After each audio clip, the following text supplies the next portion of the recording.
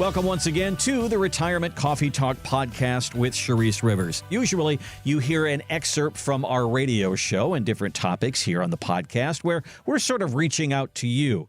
But recently, as the market went down 1,000 points in one day, 600 points in another day, that's when the media reaches out to Charisse and says, hey, what's going on? Well, that happened just recently on Sky Radio. Greg Cassidy was filling in for Bob Rose. It was a bad day on the stock market. And, for those of us who maybe don't follow it that closely or we don't understand all of it, it still can affect us. And we thought it important to get somebody who does understand these things. And, of course, from Zinnia Wealth, we say good morning to our friend Charisse Rivers. Good morning, Charisse. Good morning. Thank you for having me here today because there's a lot of noise out there, as you know. Oh, well, there is. And of course, and understandably so, it got overshadowed yesterday by people just hoping to have electricity and a roof on their house. So priorities are priorities. So I get the impression that this all kind of started a little bit, at least, with a not so pretty jobs report on Friday. Yeah, well, the epicenter of it all, really, it started in Japan and the Bank of Japan raising the interest rates. Okay. And then the Nikkei crashed and went down over 20% in 2 days, and it created this disruption in the financial market. So that's really where it started. So, but people are going, wait a minute, though. That's Japan. We've got our own little stock market here. Why does what happens in Japan affect my portfolio or my retirement or whatever?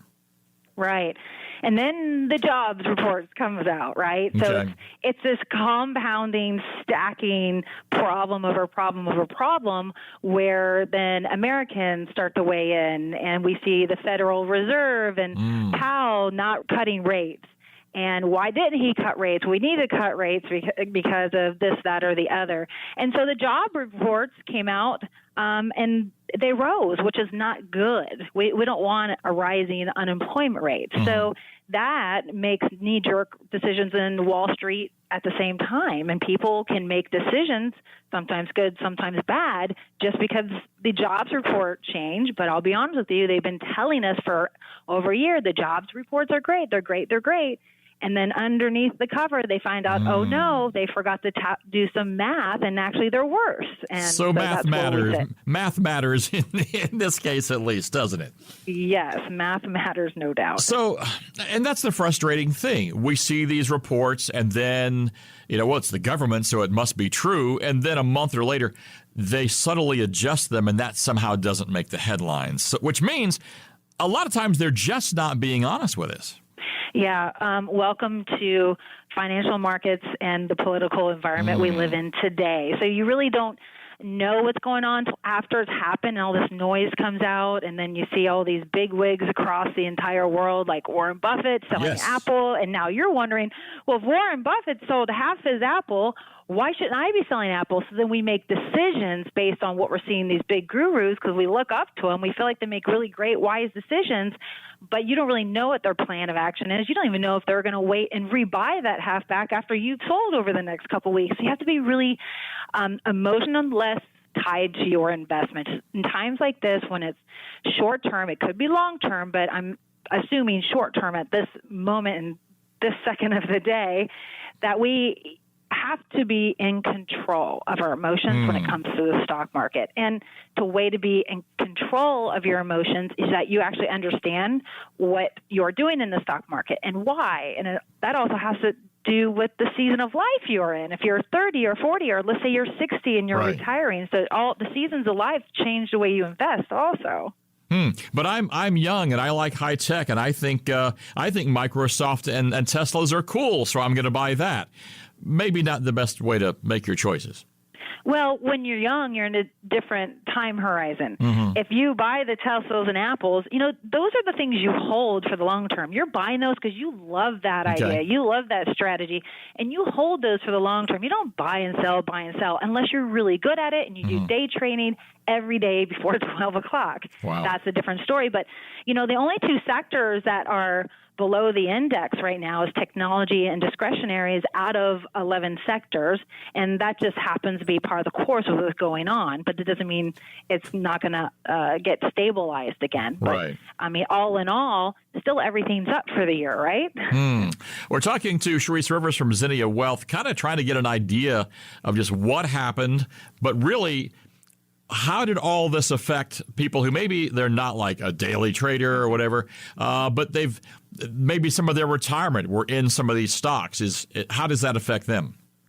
Right. So a lot of people have a 401k, and we do 401k x-rays all day long for people who want to know what their 401k is doing and should they make changes. And you could have a target retirement date fund 2035, and in that target retirement date fund 2035, which I know a lot of you are like, wait a minute, I have that. You might have a big technology sector built into it. And if you have the Teslas and the Apples and those discretionaries, well, you might have seen that part of your portfolio take a dive of 10%. And you're thinking, yeah, Charisse, that's exactly what happened. I have $1 million in this 401k, and I happen to lose, 50,000 of that $1 million, right? And so, that's your 5%. And so you're going to have these ebbs and flows in the roller coaster ride. So as you're nearing retirement and you've got about 5 years, or let's say you're 1 year from retirement, maybe you are even in retirement, you have to rethink, do we really want that much risk? Because there's always going to be a roller coaster. And if you don't like it, you got to get out. But there are other alternatives that you can take advantage of today because of where the interest rate environment is sitting. Well, that's about to change, actually. Well, and I want to get on that quickly, but before that, the fact of the opportunity. I was talking to somebody yesterday, and they saw all these numbers drop. They're like, ooh, I'm a pretty conservative investor. I don't have a bunch of money, but is this a buying opportunity? And if it is, how long does it last? Right. So you might as well get that shopping list ready. Okay. All right. I am not predicting the future. As a financial planner, a fiduciary, and a retirement planner, I don't have a crystal ball. But when you see these ebbs and flows, for a market to keep going and hitting new highs, we do have to have these corrections, 5 and 10%, sometimes 15%. Ouch. And sometimes it can take 30 days to 6 months to get back to even, but then we hit all-time new highs again. So when we're younger, this works out really well. But when you're retiring and you need your income, it doesn't work out as well for all of your money. So I do believe in taking opportunity when it presents itself. This market could go down another 5%. So people out there who are listening are like, well, Charisse, should I buy right now? Or should I wait to see if it comes down 10%? So never look back in the rearview mirror, Greg. That's one thing. Okay. So you can buy a little now if you wanted to, as long as you're risk tolerant, you can handle risk. In case it does go further back, then you sprinkle in and buy a little more if you wanted to.